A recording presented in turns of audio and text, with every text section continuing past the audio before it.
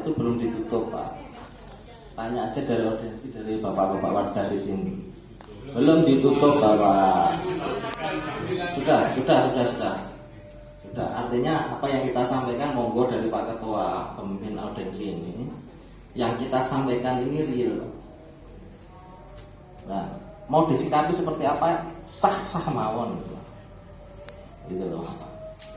Untuk itu yang saya jelaskan sementara waktu mewakili dari warga seperti itu Pak. Mungkin ada dari Pratama. Ya Bapak, terkait tadi kan kita audiensi itu cuma di kampung aja, nggak ada kejawaban. Maksud saya kalau misalnya relokasi itu ya prinsipnya relokasi akan dilakukan.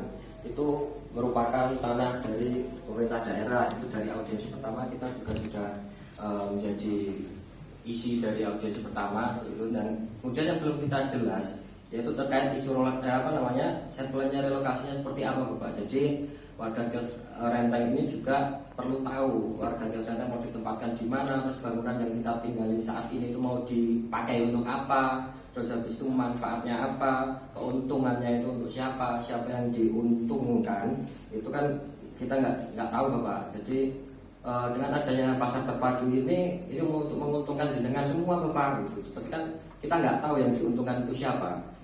Yang pertama tadi kebijakan relokasi Bapak mohon tulis, jadi nanti mohon jawabannya tidak global seperti yang disimpulkan oleh Bapak pembawa acara di audiensi ini. Yang pertama tentang kebijakan relokasinya seperti apa relokasi warga kios renteng itu mau dikemanakan, ditaruh di atas, di lantai 2, di depan, di belakang dan sebagainya. Pertama itu. Yang kedua manfaatnya dan juga keuntungannya untuk siapa Bapak. Jadi ini dimanfaatkan untuk apa lahan yang kita tempati sekarang ini, apakah itu cuma untuk lahan hijau, terus untungannya apa untuk masyarakat dan warga Sragen atau khususnya warga. Kemudian tolong disikapi juga terkait dampak yang kita terima dari warga kios renteng Sragen. Yang pertama luas Bapak. Luasnya itu yang kita tempati sekarang ini 6x9 dan kita itu membeli Bapak. Walaupun itu memang kios, tetapi saya terkait bangunan juga, dampak kedua itu bangunan. Yang pertama luas, yang kedua bangunan. Bangunan itu seharusnya kan disediakan oleh pemerintah daerah Sragen atau pemerintah daerah atau pemerintah desa atau BUMN atau swasta. Kemudian diatur dalam Perda nomor 15 tadi yang saya sampaikan di awal itu. Kalau misalnya pasar tradisional itu bukan dibangun oleh masyarakat sendiri Bapak. Jadi perlu digarisbawahi definitif dari pasar itu sendiri. Apakah warga kios renteng itu termasuk definisi dari pasar tradisional, karena bangunannya kita bangun sendiri Bapak. Kalau dulu itu jadi kita nyewa tanah itu cuma tanah tok, nggak ada bangunannya, terus kita bangun sendiri gitu Bapak. Jadi itu kan merupakan dampak yang kita tanyakan Bapak, itu bagaimana menyikapinya dari pemerintah, dari DPR dan lain sebagainya. Kemudian kan kalau misalnya kita yang tempatnya sekarang ini berada di pinggir jalan langsung, nah nanti ditempatkan gimana? Ditempatkan di lantai 2, lantai 1, lantai belakang atau bagaimana? Kan kita perlu tahu Bapak. Terkait relokasi, kami tetap akan melakukan relokasi. Penempatan sudah disesuaikan dan sudah dilakukan pemetaan Mas. Jadi yang namanya kita mau menata suatu lokasi, bagaimana suatu lokasi itu indah sesuai dengan peruntukannya, sesuai dengan usahanya.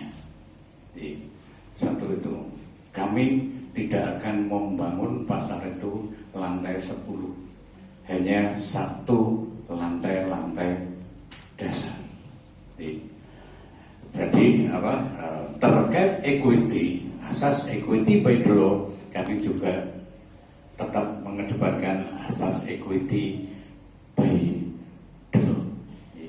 Dan kami juga sudah menghormati ketika kami melakukan relokasi, penjenengan sudah kami bangunkan dan tidak dipungut biaya.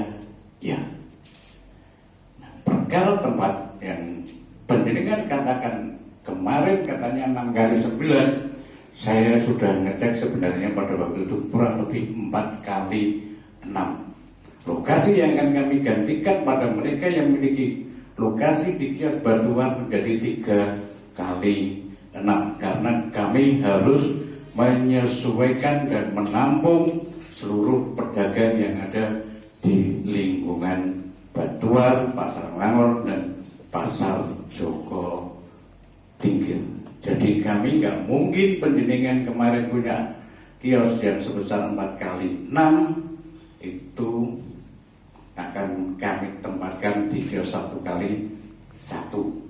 Jadi kami juga tetap memakai nalar, pakai asas equity. Terus yang kedua juga sebenarnya kan kami sudah sampaikan dari awal tanah tersebut karena pada waktu itu bukan dibangun di sini adalah nyewa zamannya Pak Dibyo itu tahun 86. Kalau terjadi transaksi nyuwun sewu berarti kan seperti ada penjualan tanah negara. Saya sampaikan hampir 20 tahun ini tidak ada yang bayar sewa karena kami menemukan yang terakhir adalah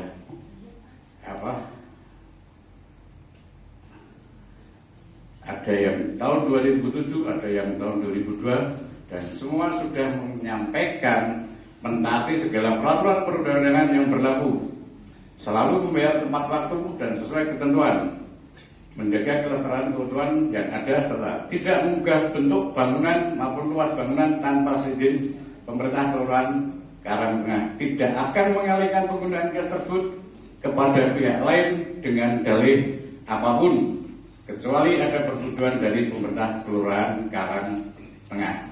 Tidak akan meminta ataupun menuntut ganti rugi berbentuk apapun apabila tanah maupun bangunan kios yang saya sewa digunakan oleh pemerintah sewaktu waktu, dan apabila saya tidak menepati hak tersebut di atas, saya rela dicabut hak sewa saya atas kios tersebut, sehingga tidak ada transaksi penjualan tanah negara ataupun tanah desa.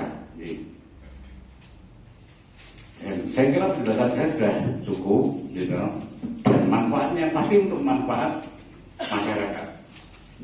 Kita juga menata kota ini juga untuk masyarakat. Kami bangun pasar kota pun yang akan terdampak yang di selatan jalan pun juga akan kami relokasi. Jadi ya Pak, ketika kami akan bangun pasar kota, semua juga sudah kami sampaikan peruntukannya. Jadi penjelasan saya sebenarnya seperti pada saat kita audiensi yang pertama. Namun pada waktu itu jangan dianggap, karena pada waktu itu Pak Parno sudah menutup, ada hal-hal yang lain pada waktu itu diserahkan kepada Pak Muslim. Kelanjutan itu bukan urusan kami karena pertemuan pertama sudah ditutup oleh Pak Ketua. Saya kira demikian, Pak. Terima kasih. Pak Sekda yang secara jawaban sudah berlandaskan aturan, sudah berlandaskan pemikiran, dengan Mbak Muni tentunya mikir rakyat. Mas Maulana menafsir aturan ini nanti sudah ditanyakan pada kesempatan siang hari pimpinan rapat, dan kami tidak akan berhenti di sini karena saya menjalankan tugas dari Ketua DPR, hal-hal yang terkait dengan tugas DPR. Tugas DPR itu kan juga berkait orang yang ngelak penjenengan sudah audiensi di sini. Yo, toh itu kan juga biar nanti menuju kebaikan sesuai yang kita harapkan.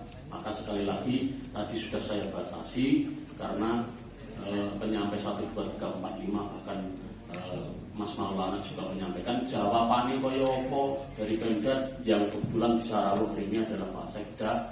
Wis pokoke marem-marem sing penting menjawab. Maka pada kesempatan siang hari ini orang mandek yang kene kok hal yang lain. Orang yang